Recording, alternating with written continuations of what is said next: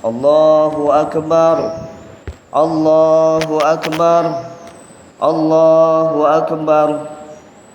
La ilaha illallah. Wallahu Akbar. Allahu Akbar walillahil hamd. Allahu Akbar kabira walhamdulillahi katsira wa subhanallahi bukratan wa asila.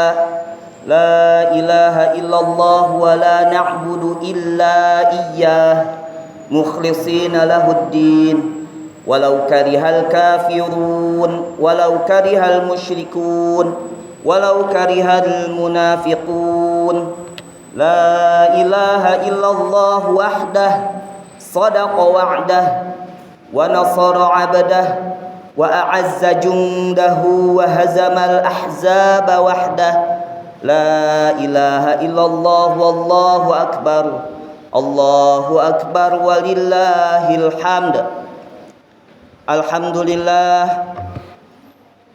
Alhamdulillahir rahimir rahman. Amara bit tarahumi wa ja'alahu min dalailil iman. Ahmaduhu subhanahu ala ni'amihil mutawaliyah. Wa ashhadu an la ilaha illallah wahdahu la syarika lah. Wa ashhadu anna sayyidana wa nabiyyana Muhammadan abdullahi wa rasuluh ar-rahmatul muhdah wa ni'matul musdah wa hadil insaniyah ila tariqil qawim. Fallahumma salli wa sallim wa barik ala sayyidina wa nabiyyina Muhammadin wa ala alihi wa sahbihi ajma'in wa ala man tabi'ahum bi ihsanin ila yaumiddin. Amma ba'd. Fa usikum ibadallah wa nafsi bi taqwallah azza wa jalla. Qala Allah Ta'ala, ya ayyuhalladzina amanu taqullaha haqqa tuqatih wa la tamutunna illa wa antum muslimun. Bapak dan Ibu jamaah salat Idul Adha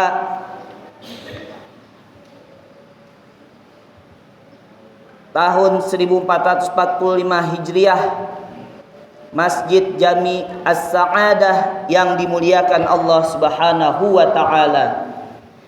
Alhamdulillah, puji syukur marilah selalu kita panjatkan kehadirat Allah Subhanahu wa taala yang telah memberikan banyak nikmat kepada kita. Salawat teriring salam jangan sampai lupa kita curahkan kepada junjungan kita Nabi besar Muhammad sallallahu alaihi wasallam. Mudah-mudahan kita diberikan syafaatnya di hari kiamat nanti. Amin ya Allah.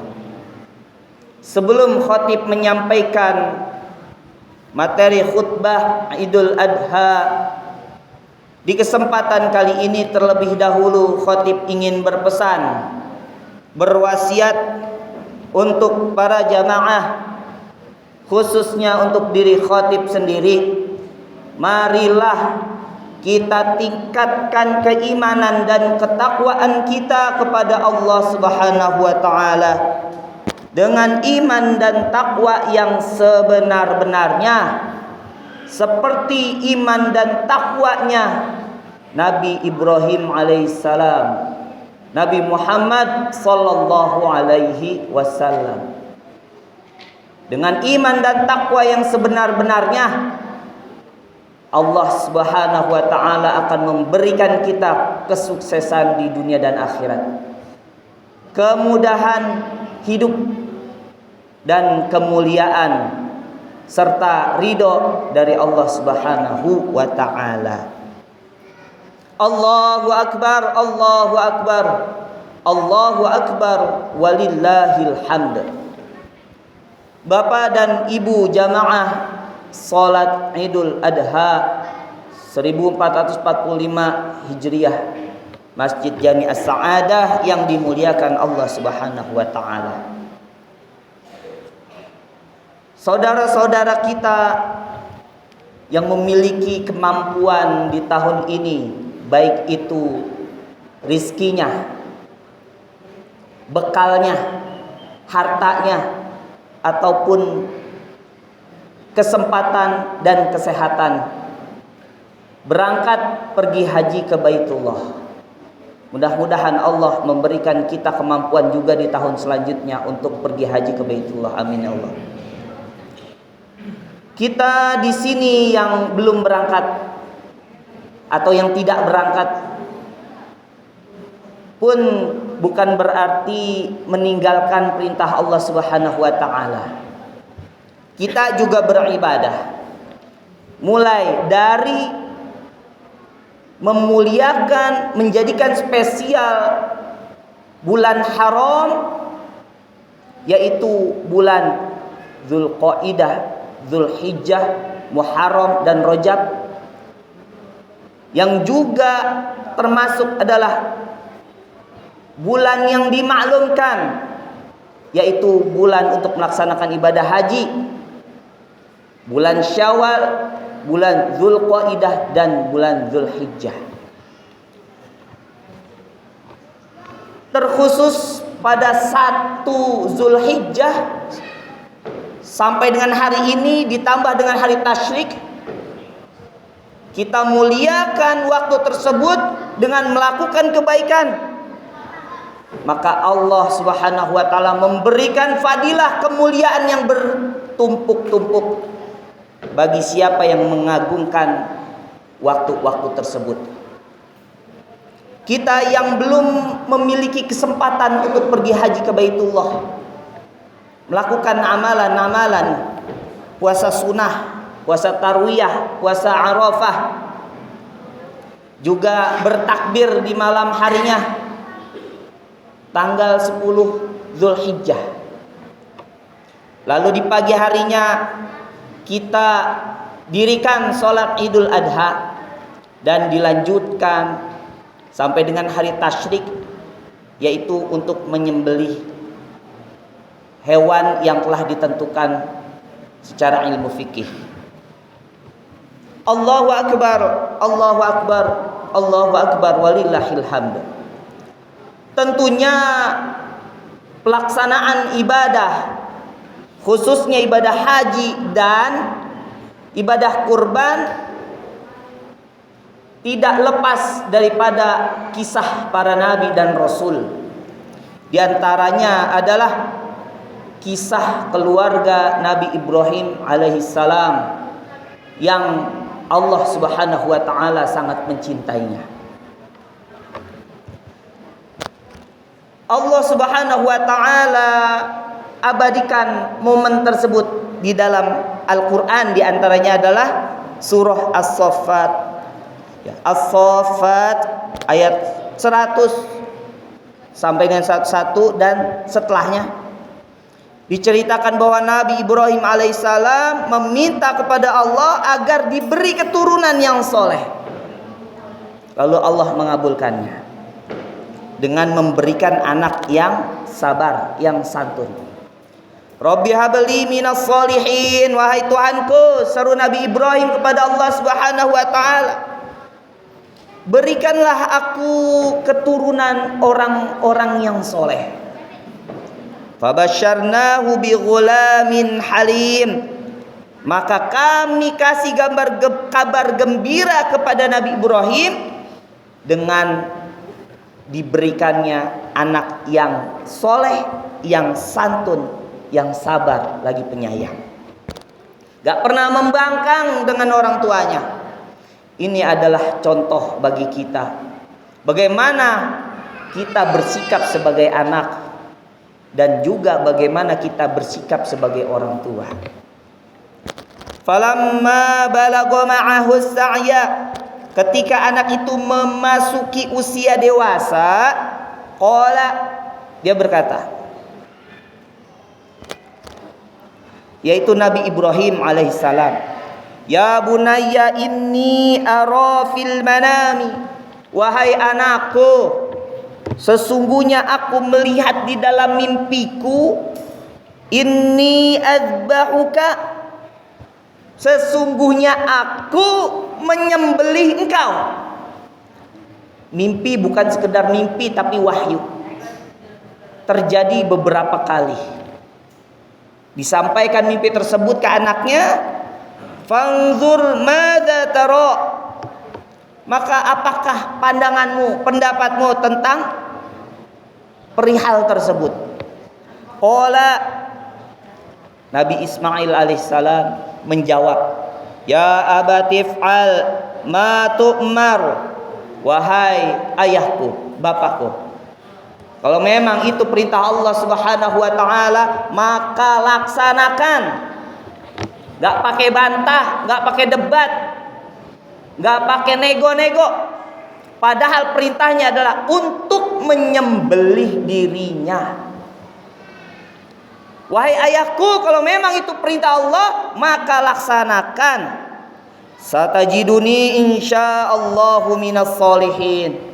Kelak kau akan dapati aku, insya Allah, jika Allah menghendaki, aku adalah bagian dari orang-orang yang bersabar. Al-Quran surah As-Saffat. Kadzalika najzil muhsinin, di ayat yang 110-nya, yang demikianlah kami berikan balasan kepada orang-orang yang berbuat baik.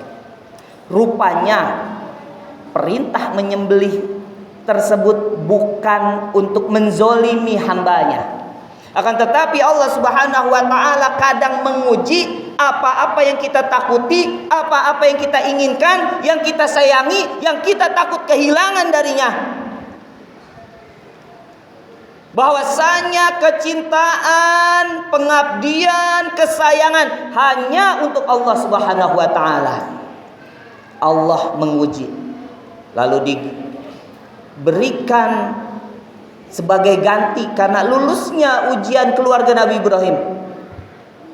Nabi Ismail tidak jadi disembelih, digantikan dengan seekor kibas yang gemuk dan besar.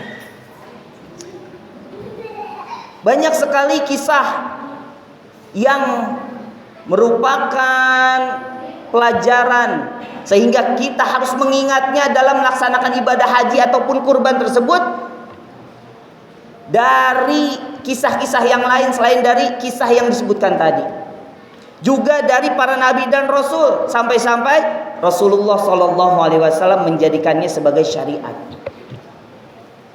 Kalau kita ceritakan nggak cukup waktu.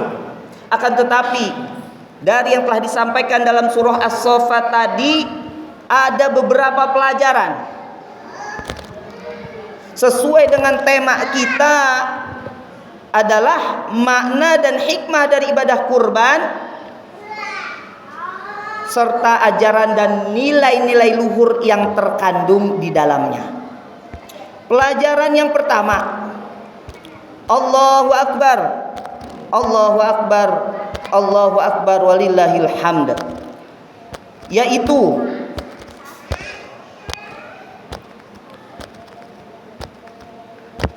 diperintah kita untuk taat beribadah agar kita menjadi manusia yang pandai menahan hawa nafsu, menghilangkan sifat syaitan dan sifat kebinatangan pada diri kita. Mudah saja Allah Subhanahu wa taala jadikan kita seperti malaikat, tapi itu bukan menjadi nilai kesempurnaan Allah ciptakan manusia. Manusia adalah makhluk yang sempurna, diantaranya adalah Allah berikan hawa nafsu. Ada sifat syaitan, sifat kebinatangan, sifat hawa nafsu, memperturutkan ittiba'ul hawa, memperturutkan hawa nafsu. Tamak terhadap dunia, lagi kikir dan pelit terhadap apa yang disayangi. Hikmahnya apa? Yaitu agar kita mendapatkan kebahagiaan dan kemuliaan apabila kita pandai untuk memanage hawa nafsu tersebut, menghilangkan sifat setan, menghilangkan sifat kebinatangan, menjauhkan sifat tamak terhadap dunia ini dan kikir pelit. Dengan beribadah, Allah Subhanahu wa taala jadikan kita terkontrol dari sifat-sifat buruk. Inna sholata tanha 'anil fahsya'i wal munkar. Sesungguhnya salat itu mencegah dari perbuatan keji dan mungkar. Kemuliaannya apa? Kemuliaan bagi orang-orang yang pandai memanage hawa nafsu, dan kehinaan bagi orang-orang yang ittiba'ul hawa, memperturutkan hawa nafsu adalah fa amma man tagha, maka adapun siapa yang melampaui batas, wa atharul hayatad dunya, mendahulukan kehidupan di dunia, memperturutkan hawa nafsu, fa innal jahima hiyal ma'wa, maka sesungguhnya neraka jahimlah sebagai tempat kembalinya, penuh dengan penderitaan, siksaan dan kehinaan.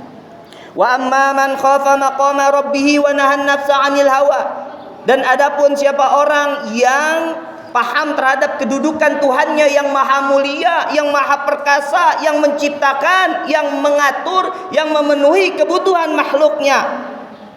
Wa nahan nafsa 'anil hawa, dia takut Tuhannya menciptakan neraka, dimasukkan ke dalam neraka. Dia berharap Tuhannya menciptakan surga, ingin dimasukkan ke dalam surga dengan rahmat kasih sayang. Dia takut, lalu dia tahan hawa nafsunya.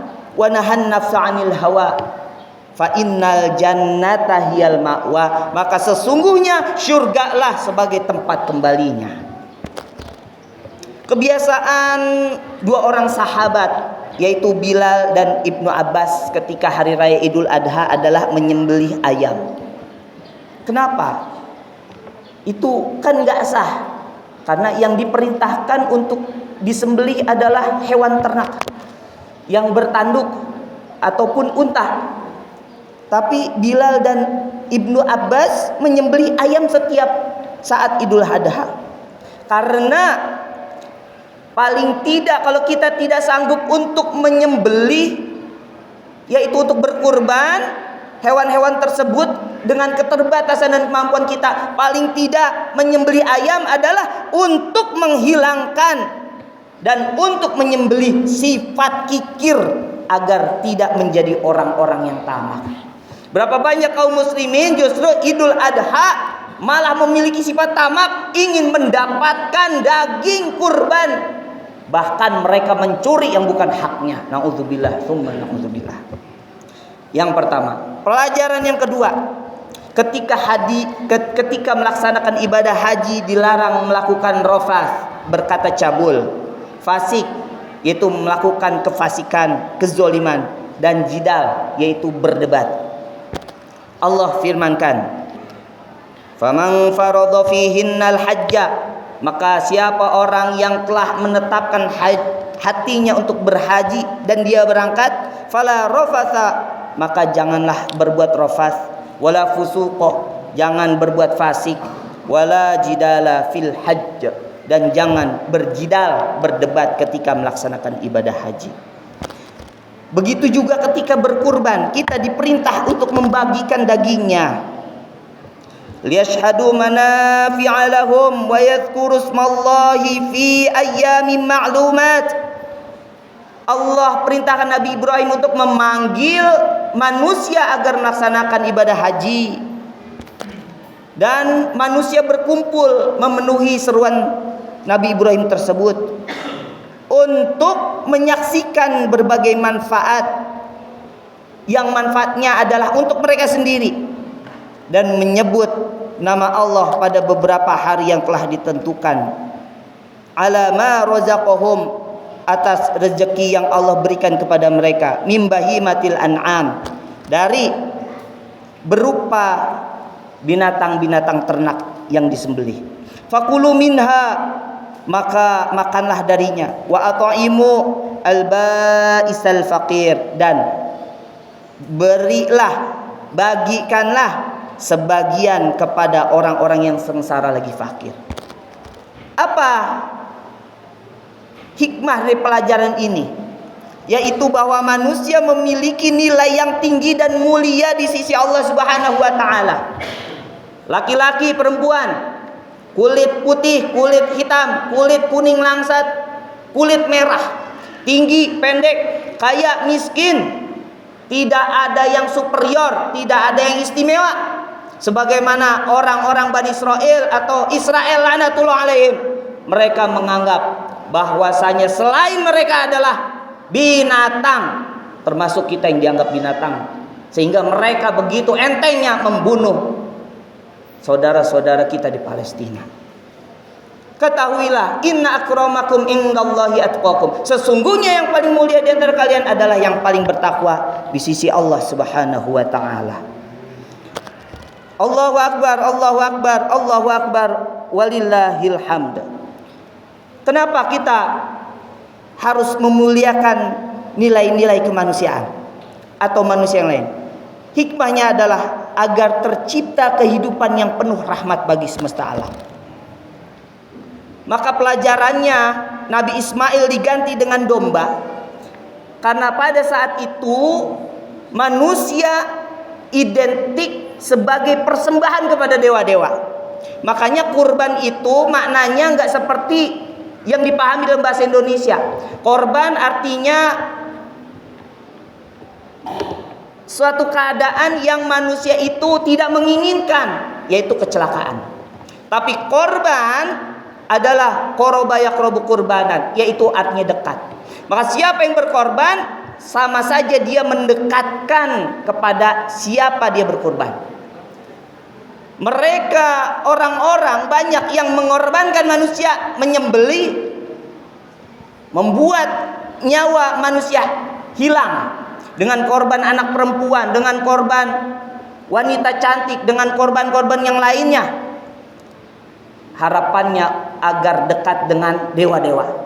Tapi itu semua disangkal, dibantah oleh Allah Subhanahu wa taala. Berkorban yaitu dengan memberikan manfaat untuk kemanusiaan. Allahu akbar, Allahu akbar, walillahil hamd. Maka Allah Subhanahu wa taala firmankan, man qatala nafsan bi ghairi nafsin, barang siapa yang membunuh seseorang bukan karena orang itu membunuh orang lain, au fasadin, atau membuat kerusakan fil ardi, di muka bumi ini, faka'annama qatalan nasa jami'a, maka dia akan berdosa seperti membunuh, dosanya seperti membunuh seluruh manusia. Gitu juga sebaliknya, siapa yang memenuhi kebutuhan satu manusia, maka seolah-olah dia akan mendapatkan pahala seperti memenuhi kebutuhan seluruh manusia. Al-Quran surah Al-Ma'idah ayat 32. Penegasan akan hak hidup dan hak-hak dasar lain yang dimiliki manusia disampaikan oleh Rasulullah SAW.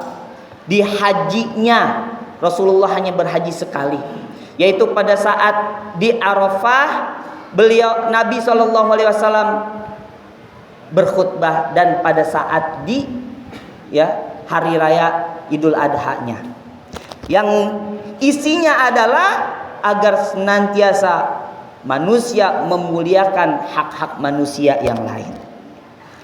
Allahu akbar, walillahil hamd. Maka dari itu membuli saja dilarang, apalagi melakukan genosida, pembunuhan, penghapusan etnis manusia yang lainnya. Seperti kaum Zionis Israel yang membantai saudara-saudara kita di Palestina. Maka jangan sampai kita tidak peduli dengan mereka, minimal kita berdoa. Ad-du'a silahul mu'min. Nabi katakan bahwa doa itu adalah senjata bagi orang-orang yang beriman.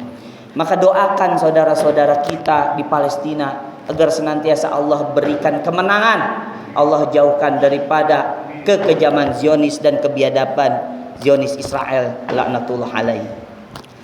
Rasulullah SAW bersabda, innallaha katabal ihsana ala kulli syai.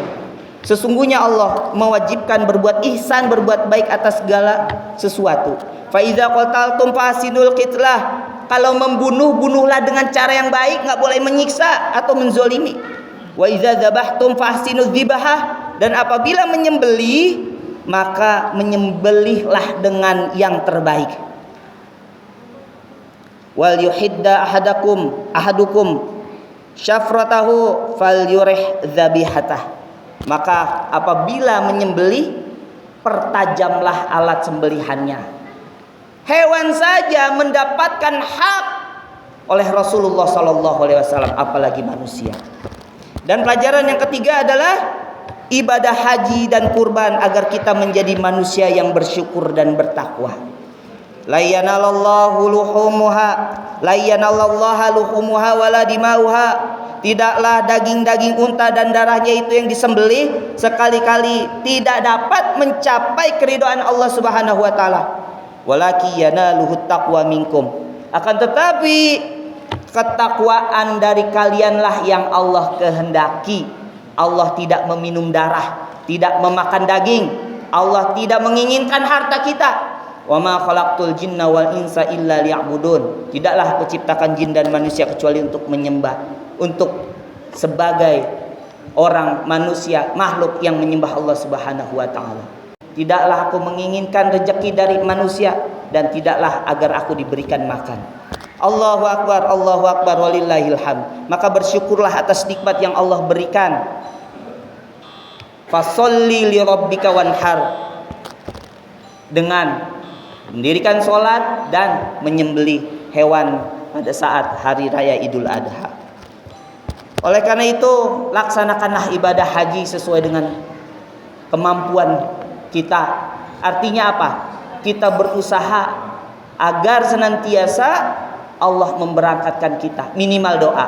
Dan laksanakanlah bagi siapa yang memiliki kemampuan untuk berkurban. Masih ada beberapa hari di waktu-waktu tersebut, karena Rasulullah sallallahu alaihi wasallam sabdakan, siapa yang memiliki kemampuan, man kana lahu sa'atun, memiliki waktu keluangan, rezeki untuk berkurban, walam yudhahi, dan dia tidak berkurban, fala yaqrabanna musallana, maka jangan dekati tempat salat kami. Artinya tidak diakui sebagai umat Rasulullah sallallahu alaihi wasallam. Bismillahirrahmanirrahim. Inna a'tainakal kautsar fasholli li rabbika wanhar inna syani'aka huwal abtar. Barakallahu li wa lakum fil Qur'anil Karim wa nafa'ani wa iyyakum bima fihi minal ayati wa dzikril hakim wa taqabbala minni wa minkum tilawatahu innahu huwas samiul alim. Aqulu qouli hadzal astaghfirullahal azim li wa lakum wa li walidayya wa li walidaykum wa li sayyidil mu'minina wal mu'minat wal muslimina wal muslimat fastaghfiruhu innahu huwal ghafurur rahim.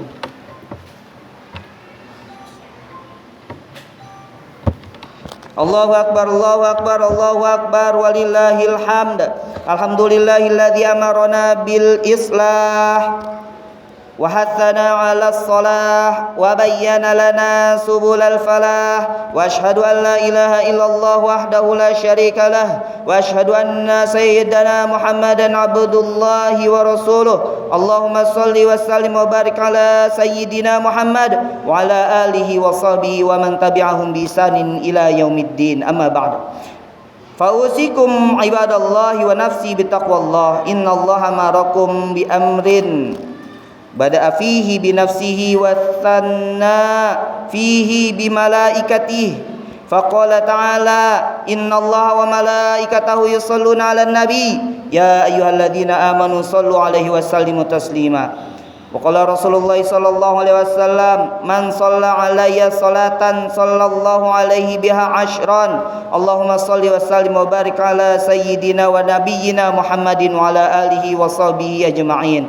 Wardallahumma 'anil khulafa'ir rasyidin Abi Bakri wa Umar wa Utsman wa Ali wa anis sairis sahabatil akramin wa anit tabi'ina wa man tabi'ahum bi ihsanin ila yaumiddin. Allahumma ighfir lil mu'minina wal mu'minat wal muslimina wal muslimat al ahya'i minhum wal amwat innaka sami'un qaribun mujibu da'awat ya qadi hajat. Allahumma a'izzal islam wal muslimin. Allahumma inna ala dzikrika wa syukrika wa husni ibadatik. Allahumma inna nas'aluka al-huda wa tuqa wal afafal ghina. Allahumma inna nas'aluka ilman nafi'an wa rizqan thayyiban wa amalan mutaqabbala. Allahumma ighfir lana wa liwalidina warhamhum kama rabbawna shighara. Ya Allah ya Rahmanir Rahim. اللهم أصلح لنا ديننا الذي هو عصمة أمرنا وأصلح لنا دنيانا التي فيها معاشنا وأصلح لنا آخرتنا التي فيها معادنا واجعل الحياة زيادة لنا في كل خير اللهم لا تدع لنا ذنبا إلا غفرته ولا دينا إلا قضيته ولا مريضا إلا شفيته وعافيته ولا حاجة من حوائج الدنيا إلا قضيتها ويسرتها لنا يا أكرم الأكرمين ويا أرحم الراحمين اللهم ادفع عنا البلاء والوباء والزلازل والمحن وسوء الفتنة والمحن ما ظهر منها وما بطن عن بلدنا إندونيسيا خاصة وسائر البلدان المسلمين عامة يا رب العالمين اللهم نج إخواننا المؤمنين المستضعفين في فلسطين وفي كل مكان اللهم انصر إخواننا المجاهدين في سبيلك على أعدائهم اللهم اشدد وطأتك على اليهود الغاصبين الظالمين ومن شايعهم وأعانهم يا عزيز يا جبار اللهم اجعلها عليهم سنين كسني يوسف اللهم اغفر للمؤمنين والمؤمنات والمسلمين والمسلمات وألف بين قلوبهم وأصلح ذات بينهم وانصر على عدوك وعدوهم اللهم العن كفرة أهل الكتاب الذين يكذبون رسلك ويقاتلون أولياءك اللهم خالف بين كلمتهم وزلزل أقدامهم وأنزل بهم بأسك الذي لا يرد عن القوم المجرمين بسم الله الرحمن الرحيم اللهم إنا نستعينك ربنا آتنا في الدنيا حسنة وفي الآخرة حسنة وقنا عذاب النار ربنا ظلمنا أنفسنا وإن لم تغفر لنا وترحمنا لنكونن من الخاسرين عباد الله إن الله يأمر بالعدل والإحسان وإيتاء ذي القربى وينهى عن الفحشاء والمنكر والبغي يعظكم لعلكم تذكرون ولذكر الله أكبر واشكروه على نعمه يزدكم ولذكر الله أكبر السلام عليكم ورحمة الله وبركاته